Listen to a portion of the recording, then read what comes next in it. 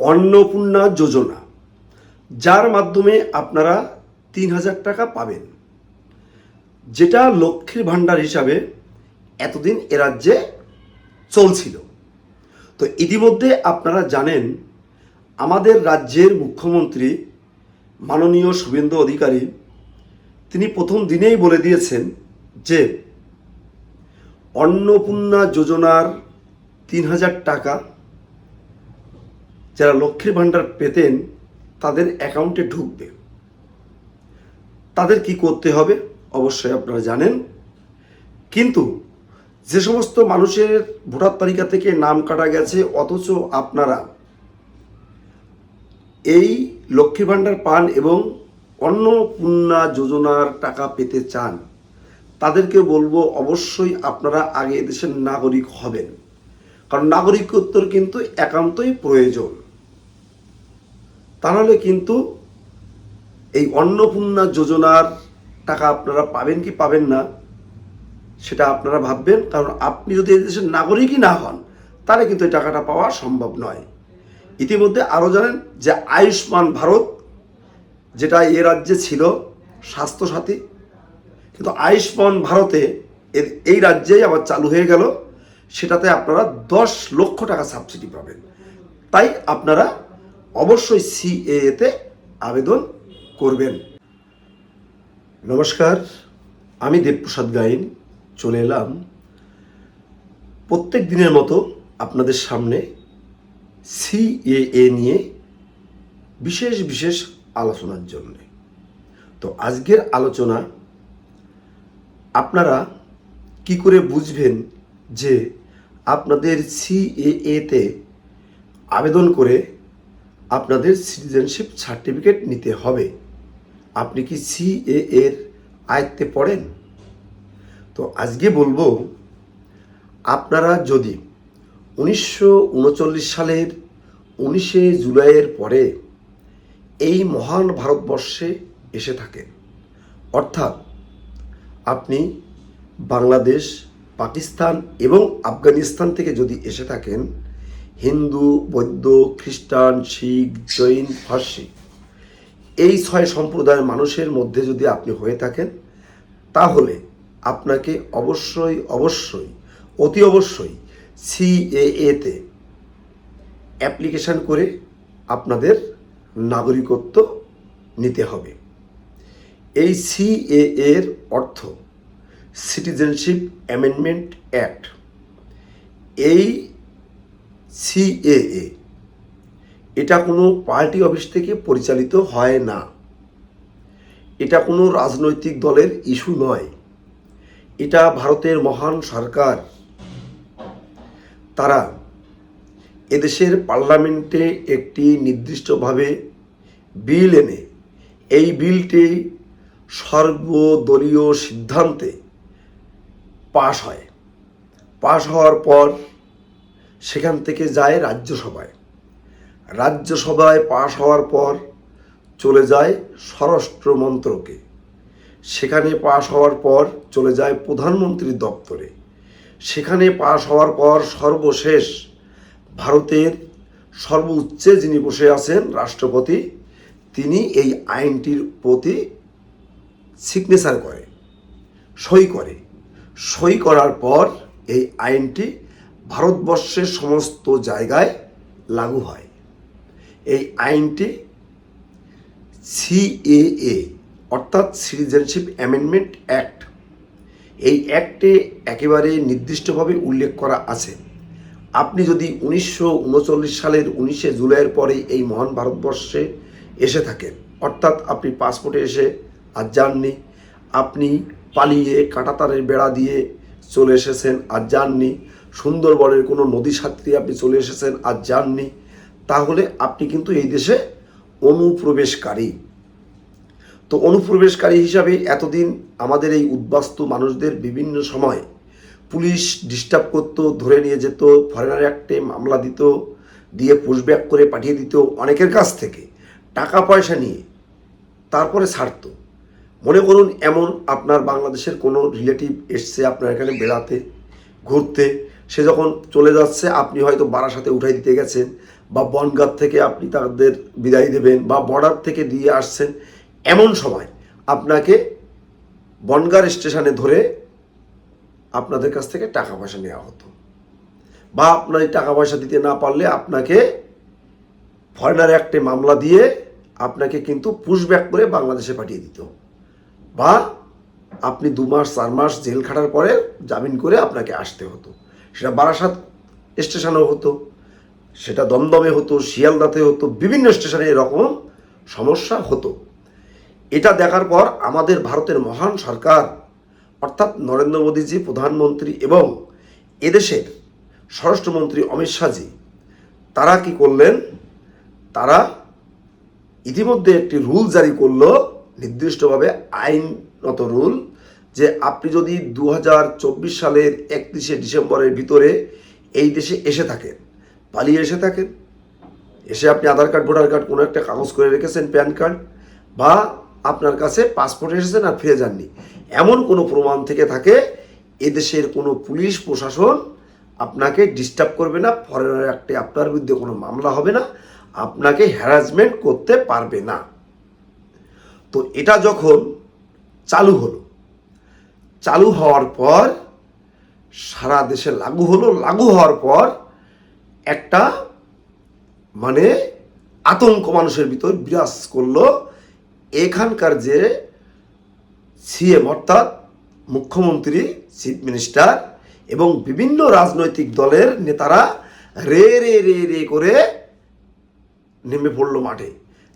যেমন মুখ্যমন্ত্রী বলল সিএ ক্যা ক্যা, সি সি ক্যা ক্যা, এবং অন্যান্য রাজনৈতিক দলের নেতারা কি বলল, তারা বলল এটা একটা মানুষ মারা আইন, এটা একটা মানুষের মানে তাড়িয়ে দেওয়ার আইন, এটা মানুষকে সর্বশান্ত করার আইন, এরকম বলে তারা কিন্তু আমাদের এই উদ্বাস্তু মানুষের ভিতরে ভয় ধরে দিল।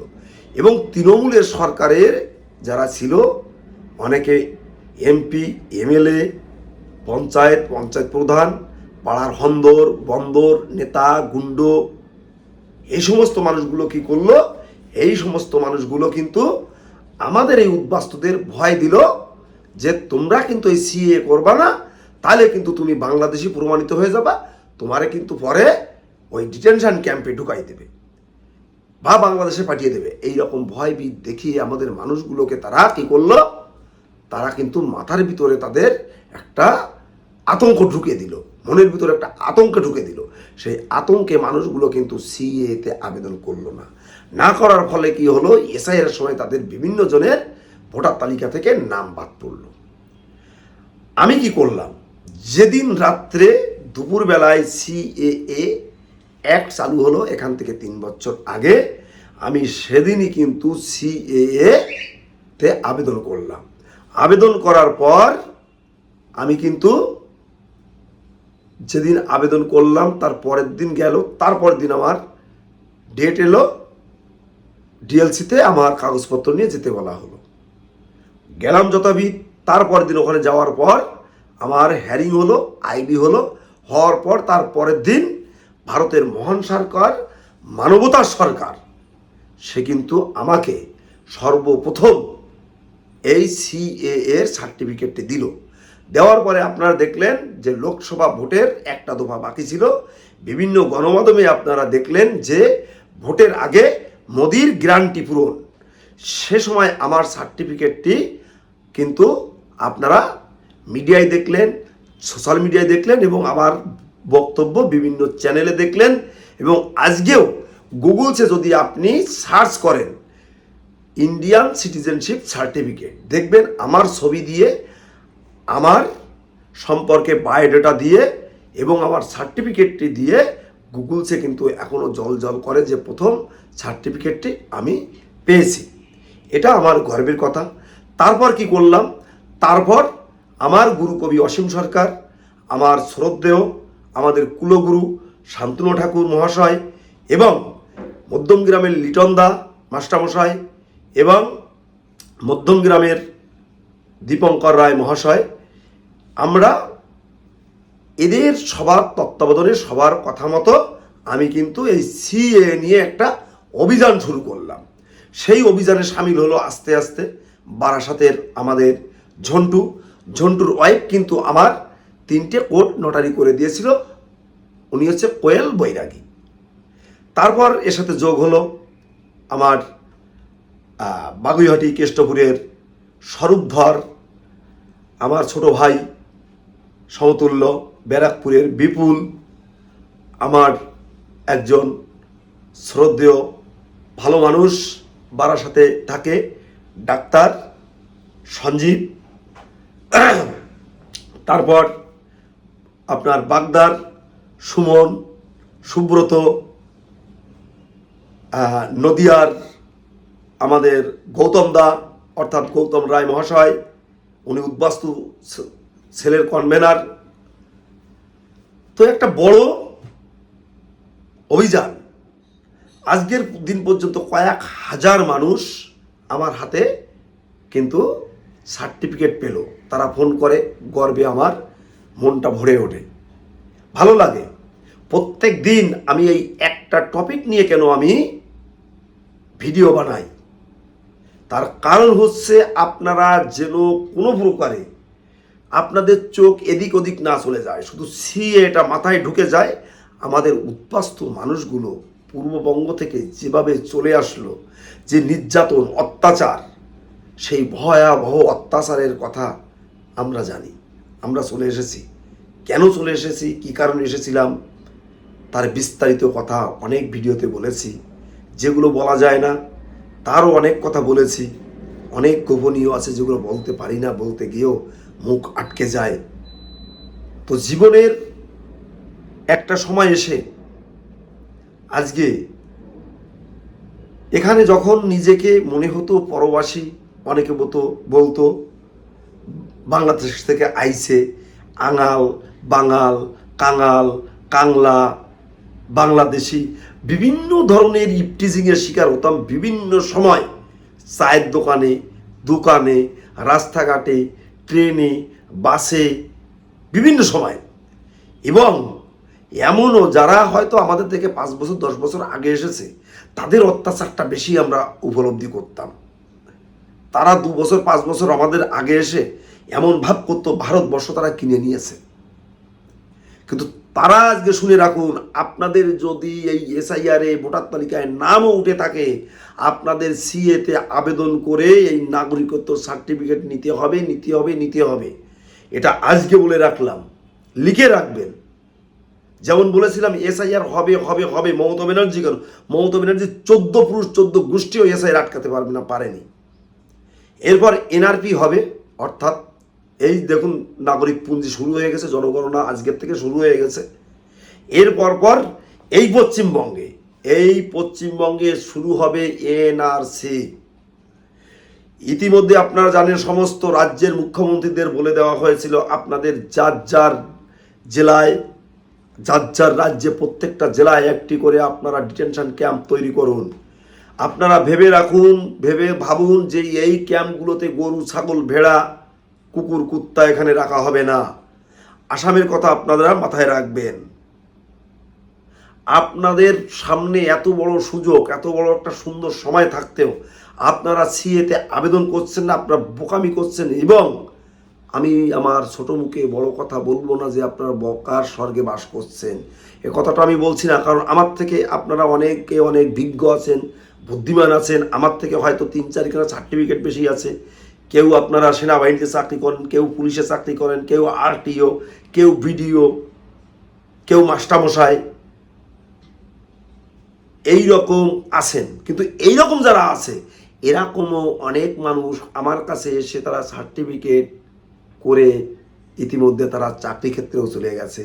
এখানে সেনাবাহিনীর অফিসার, তার সার্টিফিকেট আমি করেছি, নৌবাহিনীর করেছি, RTO তার সার্টিফিকেট আমরা করেছি, স্কুল মাস্টার তার সার্টিফিকেট করেছি, ডাক্তার বাবু তার সার্টিফিকেট করেছি, কাউন্সিলর, কমিশনার তাদের সার্টিফিকেট আমরা করেছি CA-এর মাধ্যমে। আজকে তারা জোর গলায় বলবে যে হ্যাঁ আমি CA-এর মাধ্যমে সার্টিফিকেট পেয়েছি। আমি এতদিন হলাও করে বলিনি। আজকে আমার ভিডিওর মাধ্যমে বলছি, যারা নিউ ব্যারাকপুর অর্থাৎ আমাদের উত্তর 24 পরগনার নিউ ব্যারাকপুর অঞ্চলে বসবাস করেন, এখানে একজন স্বনামধন্য ডাক্তারবাবু আছেন, যার নাম ডাক্তার পঙ্কজ কুমার অধিকারী। তিনি বিগত 15 বছর ধরে বা তার আগেও আরও 5-10 বছর ধরে তিনি কিন্তু কাউন্সিলর ছিলেন, তৃণমূলেরও কাউন্সিলর ছিলেন। তার কিন্তু সিএএতে সার্টিফিকেট আমরা করে দিয়েছি। অনেক মাস্টারমশাই আছে, তাদের সার্টিফিকেট আমরা করে দিয়েছি। তো আপনারা ভাবুন, এই মানুষগুলো তো আর বোকা নয়। আমাদের পঙ্কজ দা অর্থাৎ পঙ্কজ কুমার অধিকারীর ডেট অফ এন্ট্রি 1971 সালের 19 জুলাই। সেই ভদ্রলোকও কিন্তু সিএতে আবেদন করে নাগরিকত্ব নিয়েছে। তো এরকম অরহ অনেক উদাহরণ আমাদের কাছে আছে। আপনারা আর কোনো দাদা ভাই, মোস্তান, গুন্ডো, হন্দর, বন্দর, বদমাইশ, রাজনৈতিক দলের নেতা, মাথামোটা, মাতব্বর, এদের কথা শুনে আর ঘরে বসে থাকবেন না। আপনাদের 2002 সালে ভোটার তালিকায় নাম ছিল, এখনও আছে, এসআইআর এ নাম কাটা যায়নি, আপনি ভোটার অধিকার প্রয়োগ করেছেন। যদি আপনি বাংলাদেশেই হয়ে থাকেন, বাংলাদেশে আপনার জন্ম হয়ে থাকে, আপনি অবশ্যই সিএতে আবেদন করে নাগরিকত্ব নেবেন। সিটিজেনশিপ যে সার্টিফিকেটটি, এটি আপনি নেবেন। এটাই আপনাদের কাছে আমার হাত জোড় করে অনুরোধ। দেখুন, সিএ করতে গেলে এমন কিছু কষ্টসাধ্যর ব্যাপার নয়। অনেক বড় বাঘ, হাতি, সিংহ, গান্ডার স্বীকার করার প্রয়োজন হয় না। প্রয়োজন হয় আপনি 2014 সালের 31শে ডিসেম্বরের ভিতরে আপনি এই মহান ভারতবর্ষে এসেছেন, আপনি পালিয়ে চলে আসতে পারেন এখানে, আপনি এখানে পাসপোর্টে আসতে পারেন, তাতে কোনো বাধা নেই, বিপত্তি নেই। আপনি আপনার Aadhaar card, voter card, ration card, PAN card, ব্যাংকের বই, জমির দলিল, পোস্ট অফিসের বই, এমন কোনো একটা যদি ডকুমেন্টস আপনার 2014 সালের 31শে ডিসেম্বরের ভিতরে থেকে থাকে, তাহলে অবশ্যই আপনি সিএএতে আবেদন করতে পারবেন। এটা হচ্ছে আমার বক্তব্য। আপনি একটি ধর্মীয় সার্টিফিকেট লাগবে, আপনার পাড়ার শনি মন্দির অর্থাৎ বড় ঠাকুরের মন্দির, আপনি শীতলা মন্দির, দুর্গা মন্দির, বা কোনো সেবা আশ্রম, ভারত সেবা আশ্রম, বিভিন্ন আশ্রম আছে, বা আমাদের ঠাকুর বাড়ি আছে, যে কোনো জায়গার থেকে আপনার একটা কাগজে প্যাডে তারা লিখে দেবে আপনি বাংলাদেশি হিন্দু। আর কি লাগবে? কোর্ট থেকে 3টে কোর্ট নটারি লাগবে। আপনার এমন সমস্যা থাকতে পারে, আপনার নামের বাংলাদেশে একরকম ছিল, এখানে আরেক রকম, হয়তো মিডিল নেম ছিল, সেটা নেই, বা আপনার টাইটেল ওখানে একরকম ছিল, এখানে পাল্টে গেছে, বা বাবার নাম একরকম ছিল, এখানে পাল্টে গেছে। আপনি কোর্টে গিয়ে ফার্স্ট ক্লাস ম্যাজিস্ট্রেট দিয়ে একটি কোর্ট অ্যাফিডেভিট করে নেবেন, তাহলেও আপনার সিএতে আবেদন করতে কোনো বাধা থাকবে না। এবং বাংলাদেশ থেকে আপনার কি আনতে হবে, যেটা নিয়ে বিশেষ বিতর্ক। আমি তো কিছু আনতে পারবো না, সেই কবে বাংলাদেশ থেকে চলে এসেছি, আর আমার এখন মনে পড়ে না। সেই বাবাটা বা কবে এসেছিল জানি না, বাংলাদেশে কোন জেলায় বাড়ি ছিল সেটাও আজ আর মনে পড়ে না। যে একটা 15 বছর 20 বছর বয়স এসেছে, সে ওই ডায়লগগুলো ঝাড়ে, মুখস্থ ডায়লগ, আমার শুনতে শুনতে আমার অভ্যস্ত হয়ে গেছে। তাদেরকে বলবো, আপনারা যদি বাংলাদেশের ডকুমেন্ট জোগাড় করতে না পারেন, আমার সঙ্গে যোগাযোগ করবেন, কি করতে হবে আমি বলে দেব। আর যারা জোগাড় করতে পারবেন, তারা কি কি ডকুমেন্টস লাগবে, হয় তার নিজের বা তার বাবা, তার মায়ের জন্ম সার্টিফিকেট, তা নাহলে ভোটার কার্ড, তা না হলে ওখানকার ব্যাংকের বই, বা ওখানকার জমির দলিল, জমির পর্চায়, স্কুল সার্টিফিকেট, এগুলোর যে কোনো একটা হলে কিন্তু আপনি সিএএতে আবেদন করতে পারবেন। ইতিমধ্যে 30,000 প্লাস লোকে সিএ সার্টিফিকেট পেয়ে গেছে, এবং 1 লাখ ক্রস আবেদন পড়েছে। আমরা সিএ এর দায়িত্বে যারা আছে, দায়িত্বপ্রাপ্ত, তাদের সাথে বিভিন্ন সময় বিভিন্ন দিনে বিভিন্ন সময় মিটিং করেছি, আলোচনা করেছি। বিভিন্ন সময় আমরা তাদের বলেছি ভোটের জন্য একটু কাজে বিলম্বিত ছিল। আজকে বিভিন্ন জায়গায় কথাবার্তা বলেছি। দিল্লির 2-1 নেতা আছে যারা সিএ এর দায়িত্বে, তাদের সাথেও কথা হয়েছে আজকে। আগামী সপ্তাহ থেকে এটা একেবারে বিদ্যুৎ গতিতে এর গতিপথ পাবে। আপনাদের বলবো, আপনারা শুধু এই পশ্চিমবঙ্গের জেলাগুলোতে নয়, ভারতবর্ষের যে কোনো রাজ্যে আপনি থাকতে পারেন। সে আপনি মহারাষ্ট্রে থাকুন, আপনি গুজরাট থাকুন, কেরালা থাকুন, আপনি বিহার থাকুন, আপনি উড়িষ্যায় থাকুন, ঝাড়খণ্ড থাকুন, যেখানে থাকুন, আপনি সরাসরি আমাকে ফোন করবেন। আমি এখানে বসে আপনাদের কিভাবে সিএতে আবেদন করতে হবে সার্বিক গাইড আমি করে দেব। ইতিমধ্যে এখানে বসে আমি ভারতবর্ষের বিভিন্ন রাজ্যে অ্যাপ্লিকেশন করে দিয়েছি, অনেকে সার্টিফিকেটও পেয়ে গেছে। এবং এখানে বসে আমার পশ্চিমবঙ্গের বিভিন্ন জেলাতে আমাদের প্রতিনিধি আছে, তারা আপনাদের সিএতে আবেদন করে দেবে। যদি সেখানে করতে আপনাদের দ্বিধা হয়, সংকোচ হয়, সরাসরি আমার কাছে চলে আসবেন। আমি আপনাদের সিএতে আবেদন করে দেওয়ার সার্বিক দায়িত্ব নিলাম।